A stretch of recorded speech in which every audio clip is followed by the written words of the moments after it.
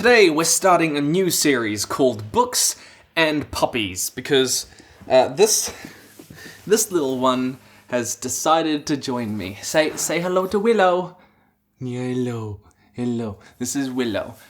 So she is the baby, and she'll be providing vital commentary on Neil Gaiman's books. Before we start, Willow says spoilers. And what did you guys think of his books? Tell me down below before I give you my thoughts. I read American Gods by Neil Gaiman a year ago, and when I finished it, I went to talk to my friend Benji over at the Tale Foundry, and he asked me, because he's a big Gaiman fan, he said, "What's your favourite part?" And I said, I really liked kind of the end part where Shadow goes back to this small American town and uncovers a trail of murders of teenagers and children.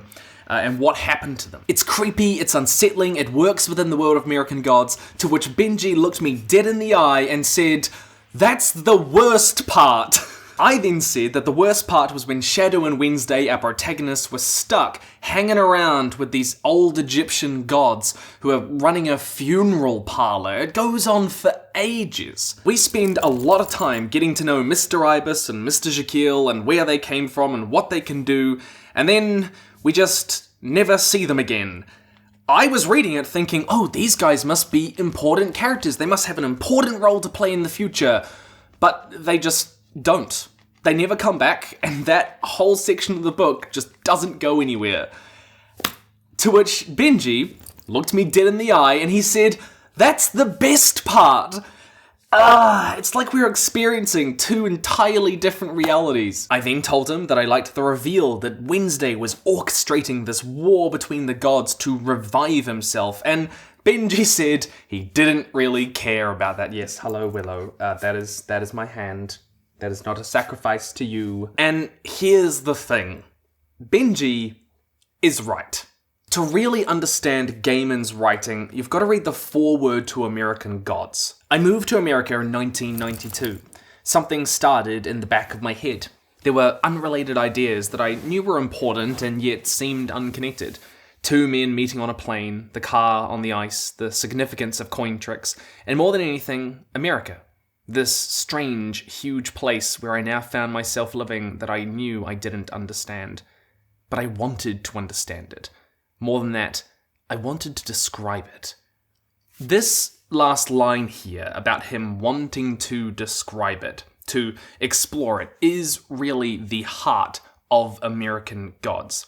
It is a story about exploring America, about trying to articulate. It's a thesis on what America is, who these people are, this culture that is a weird melting pot of the past and the present and the future, and its own country, and yet also it's so many other countries thrown into one. When you look at it through that thematic lens, a lot of these little stories that don't really tie into the overall narrative begin to make a lot more sense, even in an ironic way, because there's all these subcultures. There's no one culture of America. It's distinctly and inherently and inevitably fragmented, right? A lot of chapters look at how certain gods arrived in America. There was a really vivid one for me about how this West African god was brought over on a slave ship by like a single girl, and she kept that alive on her own for a lot of her life.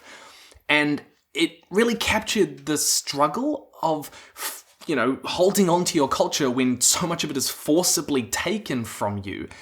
But it also reflected how America's culture is so fragmented, it's cosmopolitan, it has no central authority, it works only on an individual basis in this way. That section with those Egyptian gods is about how old rituals don't ever really die in America, they just evolve and change, that America is a place of constant evolution. Even Wednesday, who is meant to be Odin, is not the original Odin, he's not the true Norse Odin, he's this weird Americanized Odin, which is such a cool idea, America in this way is a place of preservation. It allows all these things to continue, but it twists them, it perverts them, it changes them to fit the landscape. Even the small town at the end of the novel that Shadow finds himself in is a real American story. It is a small American rural town that is dying, or should be dying, but it isn't. Spoilers, blah, blah, blah, blah, blah. So when you look at American Gods as this vignette of capturing American culture, it makes so much sense. But I don't think I was really there for that. And that's why it didn't really work for me. I could appreciate it on an academic level. This was intensely creative, and his prose is just makes me want to cry because I will never write anything as good as him. But I don't think I was expecting that, and so it just didn't meet my expectations of what the story was going to be about. Because I wanted the story about a war between the old and new gods, which is what he sort of sets it up as at the beginning, and I didn't really get that, and so I bounced off it. Either way, Gaiman is one of the best writers of the modern day, and I wanted to give him another chance. So, I picked up Sandman, an iconic Gaiman story about, well, it's hard to say it sometimes, to be honest. It is vaguely about Dream putting his realm back together after being held captive for years by a cult. But like American Gods, it meanders. And I mean that. See, Gaiman has a tendency to make big narrative promises at the start. This is about a war between the old and new gods, or this is about one of the ancient entities, Dream, breaking out and wreaking vengeance or bringing his world back together. But he takes so long to get to the next plot point that furthers that promise that I tended to get a bit lost. I was reading this part of Sandman told from the perspective of a cat, and it went on for a long time. So I was reading it thinking, this must be important. I need to remember all of this information. When it finally becomes clear about how it weaves into the narrative, I'm gonna see it, and it's gonna be great. But it just doesn't really. It just didn't really tie back into the core narrative that much, or when it did, it was in a small, nominal way. And this happens over and over. There is this huge discrepancy between the time that Gaiman spends with characters or stories and the actual relevance it is to the overall plot, to the ending, which I guess I sort of struggled with. As he kept introducing more characters and more subplots, I got to the point where I was asking myself going into them, I was going, am I actually going to need to remember all of these? Am I meant to care about this? Or is this just going to be another one of those little stories? But again, like American Gods makes a lot of sense if you look at it through the lens of an exploration of American culture, Sandman makes a lot of sense if you look at it as a love letter to the power of stories and writing and dreams and imagination. Because Dream's ventures across the series, all these little stories show how they affect and motivate and break people. It's why the story ends with Shakespeare's Tempest, and why Shakespeare himself plays such a large role, and a really cool one at that, I will admit. I want to be clear, I love Gaiman's imagination. He has just incredible ideas and creativity that bleed off the page with the characters he creates and the positions that he puts them in. Everything is very much vivid, you know.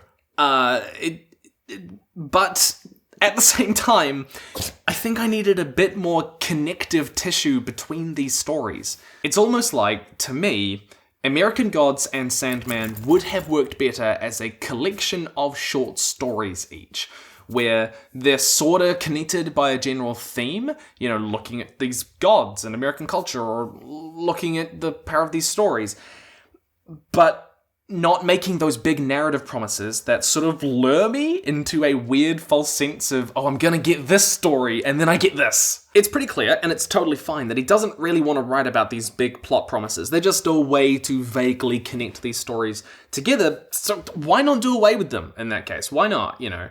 And the weird thing is, I'm not really a plot-driven reader. You know, like, one of my favorite books is Annihilation. It is deeply thematic in a similar way that American Gods and Sandman are. Deeply character-driven, deeply internal, and there's at no point any real suggestion that you're going to get all of the answers you think you might want. It's so much about exploring the atmosphere and feeling and the ideas behind the novel, and I adored it. I was there for the character's experience, but I was never made that plot promise. This is, of course, totally upfront, all to do with my expectations, right? This is not a reflection of his actual writing abilities or anything like that. People bounce off novels all the time for a bunch of different reasons, and I think this might just be one of those examples for me. So I'd read American Gods, and I had read Sandman, and I was going, oh, is he just not for me? But he's one of the best modern authors of our day, and I didn't want to give up. And that's why I am stoked that I tried The Ocean at the End of the Lane.